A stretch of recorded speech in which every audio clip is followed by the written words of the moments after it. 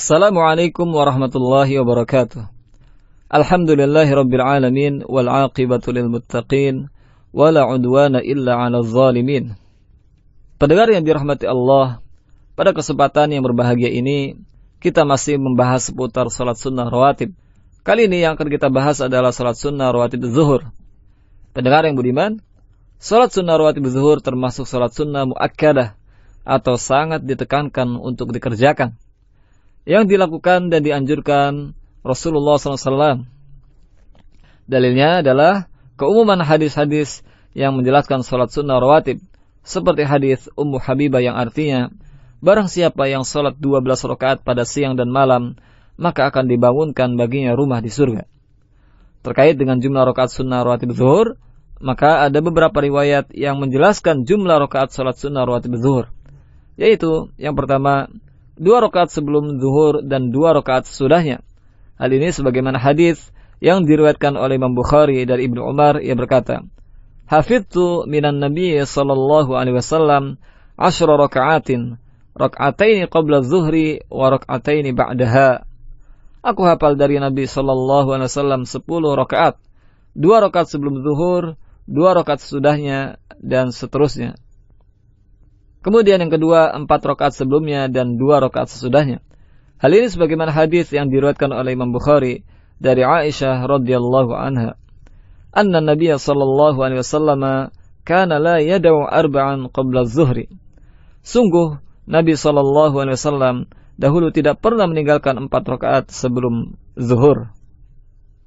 Hal ini diperkuat juga dengan hadis Abdullah bin Syaqiq yang diriwayatkan oleh Imam Muslim ketika ia bertanya kepada Aisyah radhiyallahu anha tentang salat sunnah yang dikerjakan Rasulullah sallallahu alaihi wasallam, dan beliau radhiyallahu anha menjawab, "Kana yusalli fi baiti qabla adh-dhuhri arba'an, thumma yakhruju fa yusalli bin nas, thumma yadkhulu fa yusalli rak'ataini."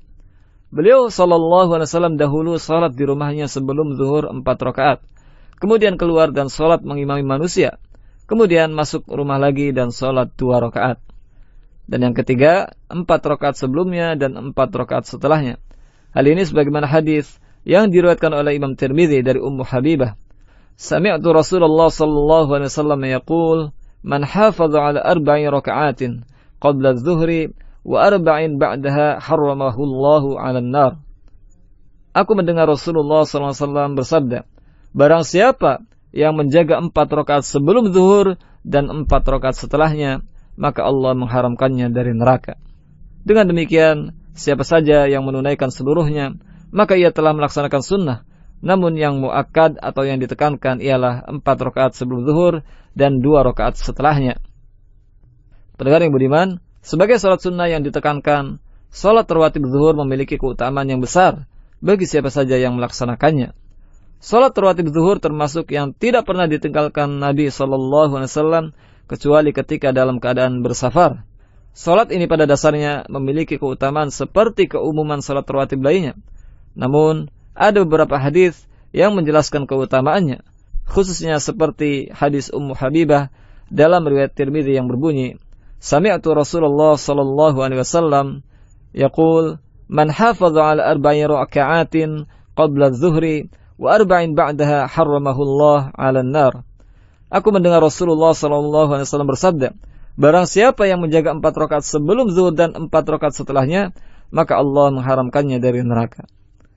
Dan hadis yang berbunyi, 4 raka'atin qabla zuhri ya'dalna bi salatis sahar.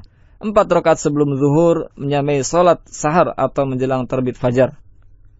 Pendengar yang budiman, cukuplah hadis yang diriwayatkan Ummu Habibah sebagai motivasi kita untuk melaksanakan sholat sunnah rawatib zuhur. Karena jika kita diselamatkan dari api neraka, itu berarti kita akan dimasukkan ke surga. Karena tempat kembali di akhirat ada 2, surga atau neraka.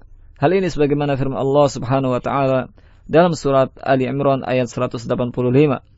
"Faman zuhziha 'anil nar wa udkhilal jannah faqad faz." Barang siapa yang dijauhkan dari neraka dan dimasukkan ke surga, maka sungguh ia telah beruntung. Jadi, berusahalah semaksimal kemampuan kita untuk dapat melaksanakan sholat sunnah rawatib zuhur, sehingga kebahagiaan di surga Allah benar-benar dapat kita raih. Pendengar yang beriman, Adapun terkait tata cara pelaksanaan salat sunnah rawatib zuhur ini, maka khusus 4 rakaat sunnah rawatib zuhur dapat dilakukan dengan 2 cara.